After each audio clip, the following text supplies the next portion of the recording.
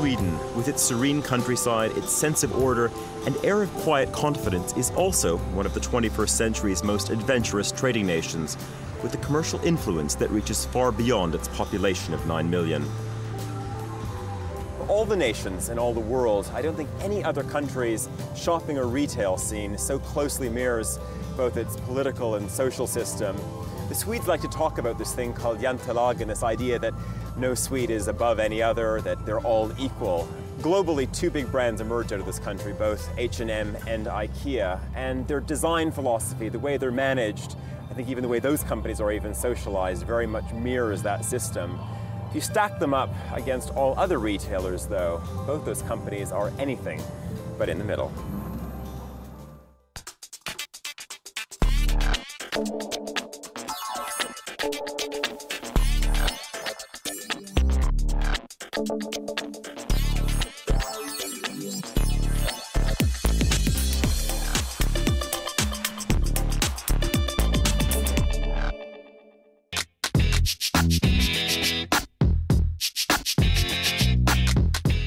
Sweden's not just a nice place to visit. It plays a unique role on the world retail stage, having turned small walk-on parts in fashion and self-assembly furniture into attention-grabbing global starring roles.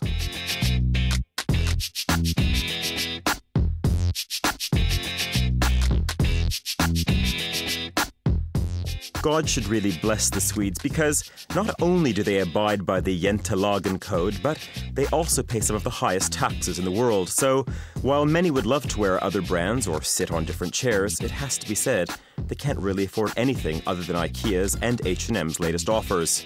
Trend analyst Kai Bond believes this also affects their behavior towards one another.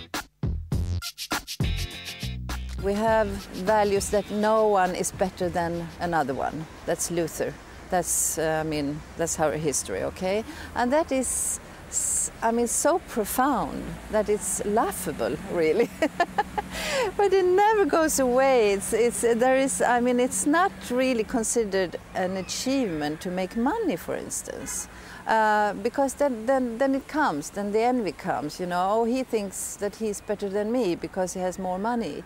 Reasons like that is not politically correct in this country. I'm quite sure we could follow any one of these Stockholmers back to their tidy little flats, and we'd find H&M knickers, denim and shirts in the wardrobe, and also find that the wardrobe's name is Kvadrat and comes from Ikea. The Swedish consumer in our society is quite spoiled because we are taken care of. You have a certain salary, you have a certain standard, and you can also be helped by the government. And that gives the Swedish consumer a special, special way to look upon consuming. I think that the Swedish consumer really believes that what makes the society go around is the consuming.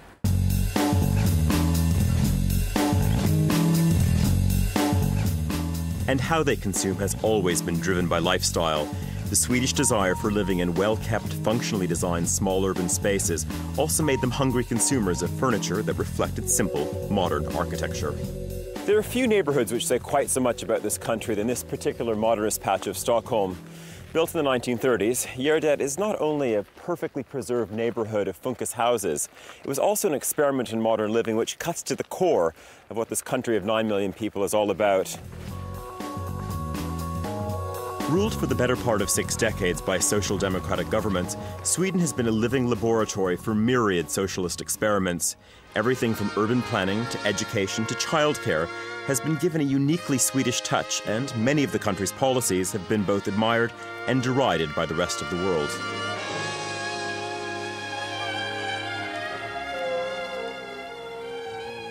What does Sweden mean to you?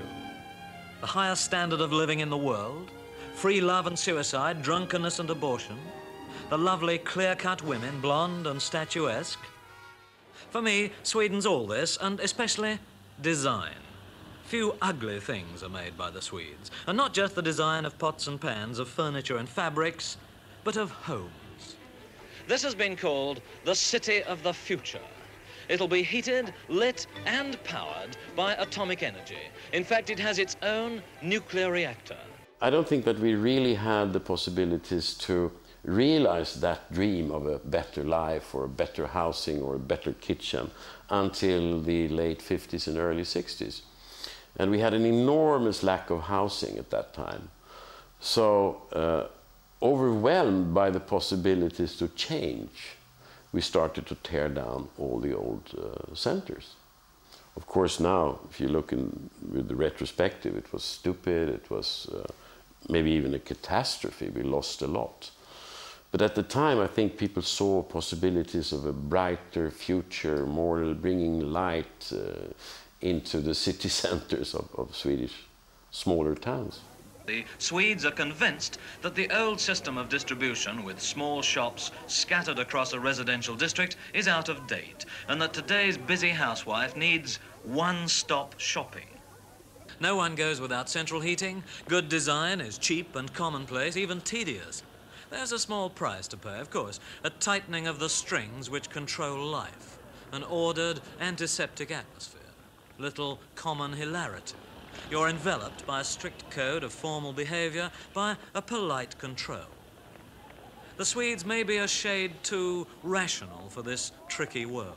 They believe that every human need can be met by sensible organization. If you change your mind, take a chance, I'm the first in line. Honey, I'm still free. Take a chance on me.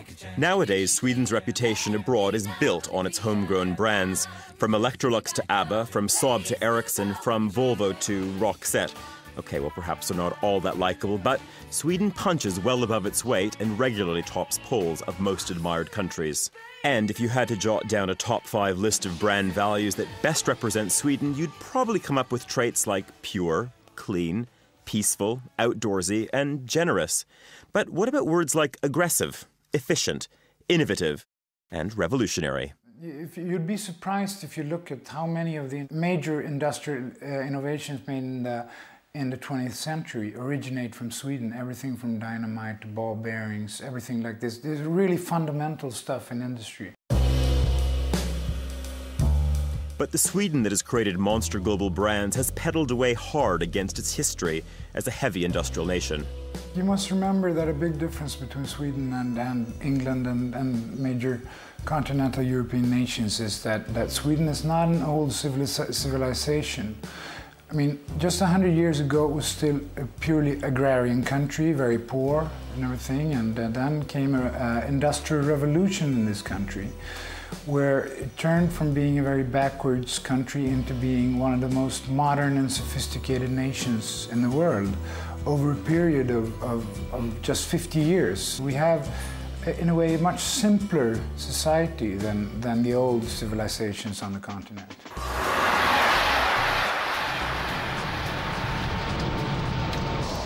The Swedish experiment in retail has also been helped by the country's remote geography. When you're not at the center of it all, like a London, New York, or Paris, you have to work that little bit harder to make an impact. I also think all those long winter nights force people to read more, analyze existing business models, and come up with more creative ideas than people who live in more agreeable climates. Take, for instance, Ikea, founded in a very small town in the south of Sweden. It takes a good 5 hours to get from Stockholm to Ikea's headquarters here in Älmhult. In fact, I should probably call it its birthplace because it's rather tricky to pinpoint where the company's headquartered. It's got divisions in Switzerland, the Netherlands, Denmark, and according to a friend of mine who once worked at the company, it's perhaps one of the least transparent companies of scale. But then again, it can be because it's private. On global rich lists, Ikea founder Ingvar Kamprad frequently ranks top 5 as one of the world's richest men. The reclusive Swede, now living in Switzerland, started Ikea at the age of 17 in a small garden shed, selling ballpoint pens. Driven by profit, but guided by principle, Kamprad championed his motto, a better life for many people, with evangelical fervor. Now, 60 years on, his flat-pack concept stores are found in 33 countries around the world. If you ever wondered what would happen if Ikea actually took over the world, well, this is what it would look like. Because Älmhult is Ikea town, with Ikea Street, even its own Ikea museum.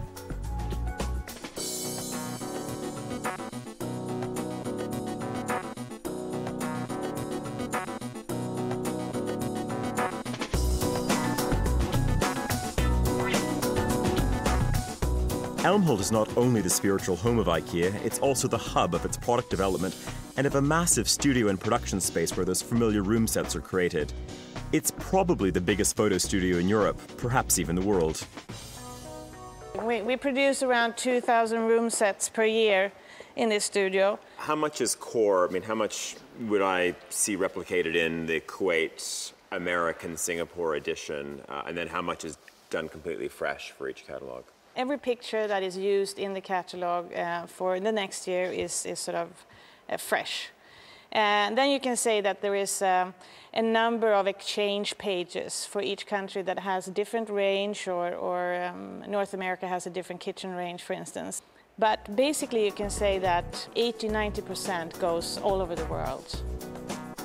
We have a quite restrictive way of knowing about certain cultures, especially when we come to countries in the Far East, in the Middle East, where religions plays an important role. We have some absolutely sort of no-nos, things that we just absolutely can't do. So we have a very clear production plan. When we're shooting this picture, this bed, it's probably 3 or 4 versions of that bed.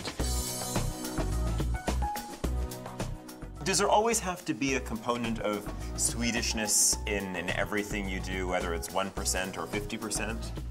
Absolutely. I think that the roots are playing an important role in what we do. We have a point of view, and that very much reflects a Swedish or a Scandinavian way of living. I think that the focus on the family, the focus on the kids, the way we treat sort of the kids, the way we let the kids be a part of the everyday, the way we look upon that the home is not sort of an exhibition hall, it's somewhere where you live, it's somewhere where you bring friends in. It should be a place for everyone. I think that is very, very Swedish, very Swedish. That same philosophy of providing affordable, accessible merchandise has also propelled H&M from the Swedish high street into the global marketplace with over 1,000 stores in 21 countries. Their strategy of taking elitism out of fashion by hiring star designers like Karl Lagerfeld and Stella McCartney to design for the masses has further fueled their cult status and caused headline-grabbing mini-retail riots when the clothes hit the stores. Last year, their pre-tax profits rose to £260 million, a vast 34% up on the previous year. The business idea is fashion and quality at the best price. We like to think that design and good fashion should be available for everybody, regardless of how much money you have or where you live.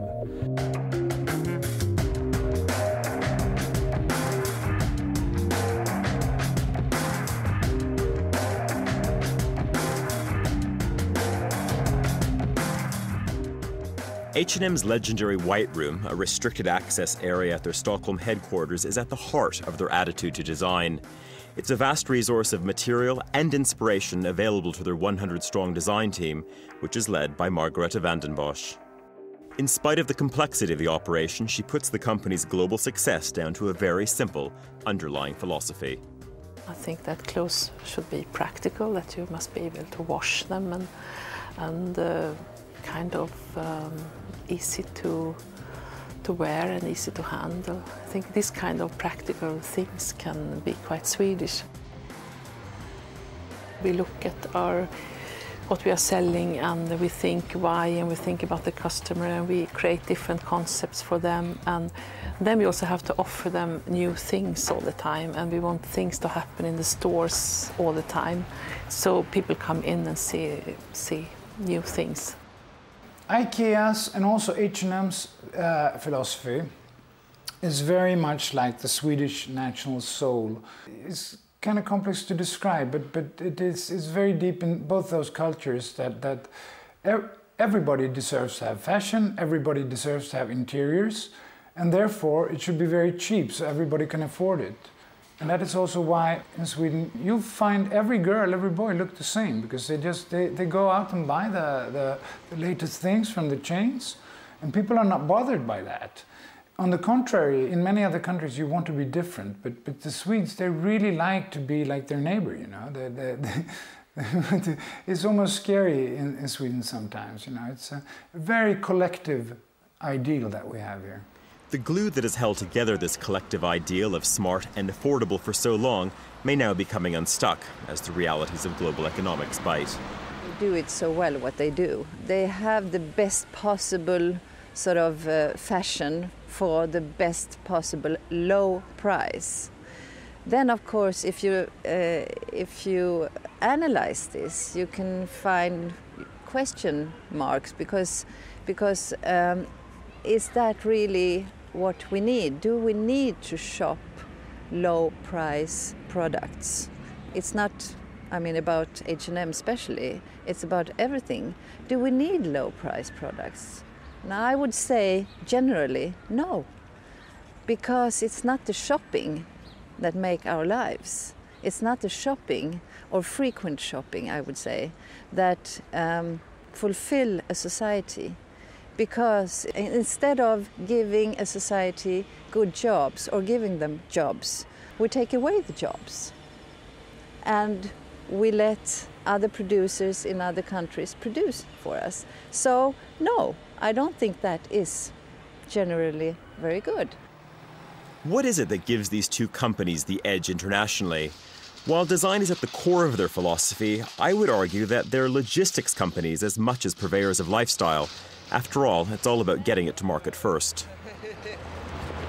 Aside from the fact that both companies obviously are watching their bottom line and certainly their outgoings in terms of expenditure, are there other things within the makeup of these businesses that also make them very unique? Or when you get to Älmhult or when you get to the Stockholm headquarters, are they very different businesses? They are both still fairly unbureaucratic. They both allow talented people to make a career fairly fast. They're not upheld by bureaucracy or by hierarchy that could hinder the development of personal initiatives. In a sense, they are very simple companies. I think that's extremely important. With little room for homegrown premium brands and a culture where consumers shop almost exclusively on price, where does that leave all those clever young souls who power the creative component of this country's economy?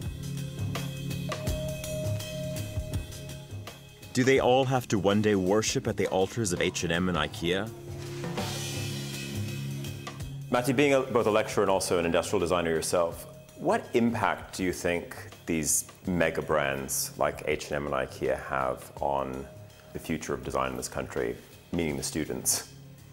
I think they have a huge impact. I mean, especially in that sense that they are sort of setting up the agenda or being the manual for the consumer for what is contemporary design somehow. Even though you as a designer don't think of it as being contemporary, you want to be somewhere else, you want to be many steps in front of them, then still they are to the public the ones that is telling you what is contemporary. So I think in that sense they have a huge influence on what is coming out from this school and from the students' work also. How would you define Swedish design? What do you think sits at the foundation? Low-tech, I think, is the main word for Swedish design, traditionally and also today. I think that does low-tech mean simplicity, or? Yeah, or simplicity in a constructive way, I think. I mean, it's very rare that a Swedish design product has some kind of deeper thought than being good for the purpose it expresses. I mean, a chair is a chair, and it's based on 4 legs, and it has a backrest and a seat, and that's it.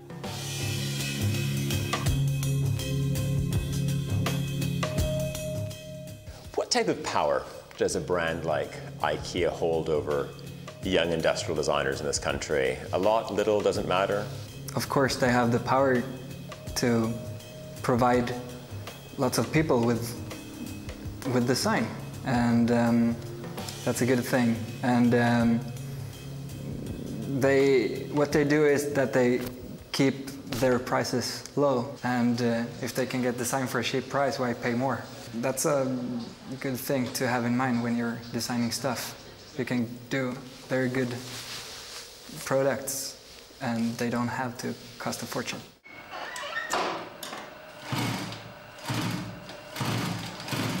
It's hard to compete. Like, you just have to, in that sense, maybe if you want to do your own thing, you just have to take a step away from it and try to be specific in your area, like in making either maybe really high quality or whatever is your specific thing, I guess, since they're covering so much and they're also so cheap. So you have to contribute with something else. Will this country and many other European countries only be dominated by companies which have great design at great prices, or do you think Sweden might shift and you might see, you know, a renaissance of small design again? Where does it go? I hope it goes in that direction, that we need, that we can see small designers more in the future. Unfortunately, it's really hard to survive as a small designer. And a lot of things have actually happened in Sweden in the last years. We have great independent designers coming up, but unfortunately they go dead in a couple of years because it's so hard to survive. I've been pushed around, and I'm not gonna get pushed this time. But Sweden is very good at exporting stuff, and the Swedish penchant for control freakery hasn't stopped them being exceptional at creative exports in particular. Bands like the Shout Out Louds have already made it internationally, making Sweden the third largest music exporting nation in the world, after the United States and the UK. Some young Swedes are creating successful new premium labels of their own. The Stockholm-based design group Acne made their name building brands for a clientele that spans entertainment and technology. They also make quirky ads for big global players. We are a very driven design group, and for us it's always the next step or the next thing, or I think we are a little bit uncommercial in that way. We can never really transform into a company like Ikea or H&M. But they have already moved into fashion and launched ready-to-wear and denim lines. Using their unique philosophy, they bring skills in advertising, design and brand management to their own products. We want to be perceived as something that is a little bit more intellectual. It's of course functional, as we are in Sweden. I want the customer to feel when they buy our stuff that they can have it for a longer term. It's really a challenge to make something for a person to have it for a longer term. We're a concept that it's all about design and form and music and fashion, and it transforms the whole time. So we're not going to make like one thing and then stick to that.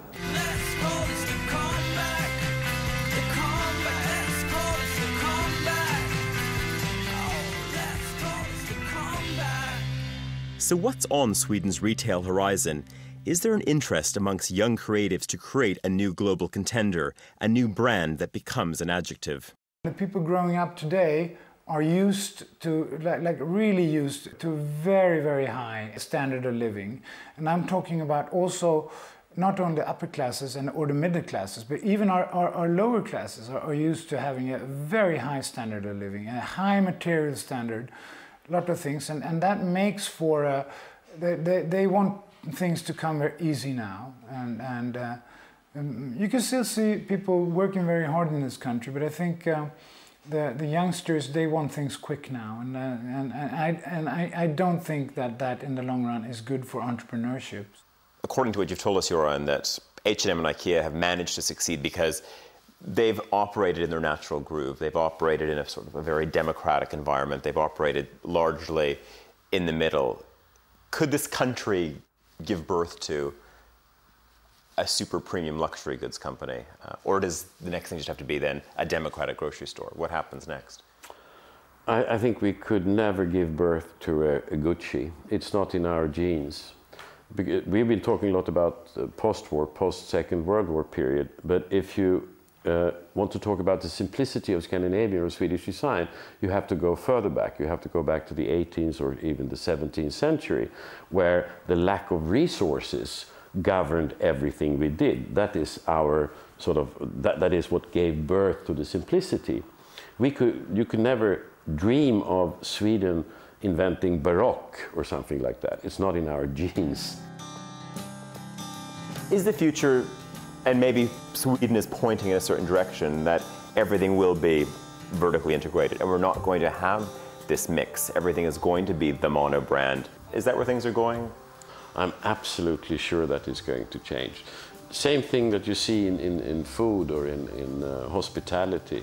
You have a trend, and then it's a trend for a while, and then the trend changes.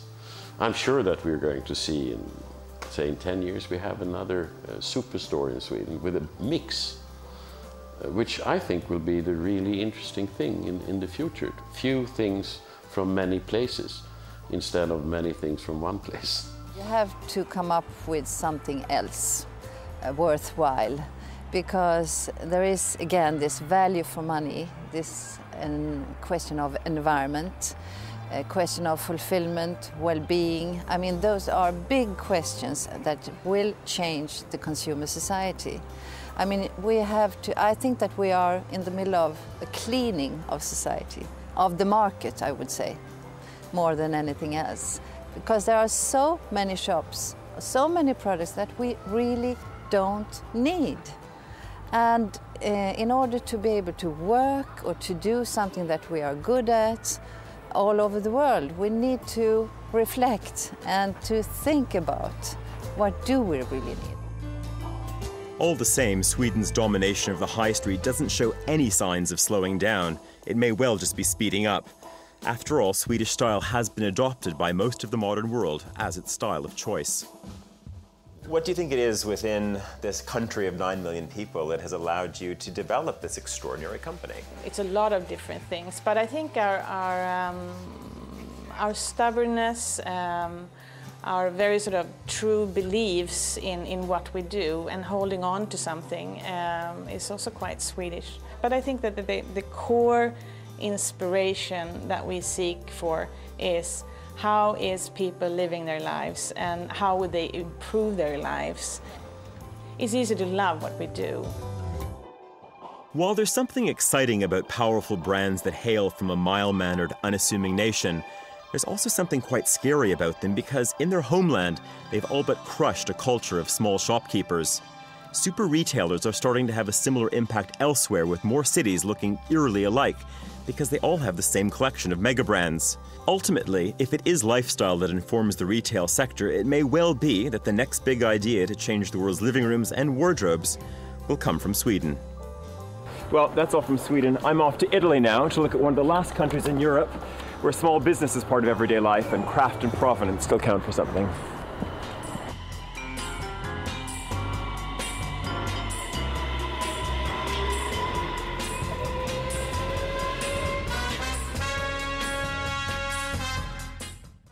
Oscar-nominated Storyville tonight on BBC4, charting the destruction of native marine life in Lake Victoria since the introduction of the murderous, cannibalistic Nile perch in the 1960s.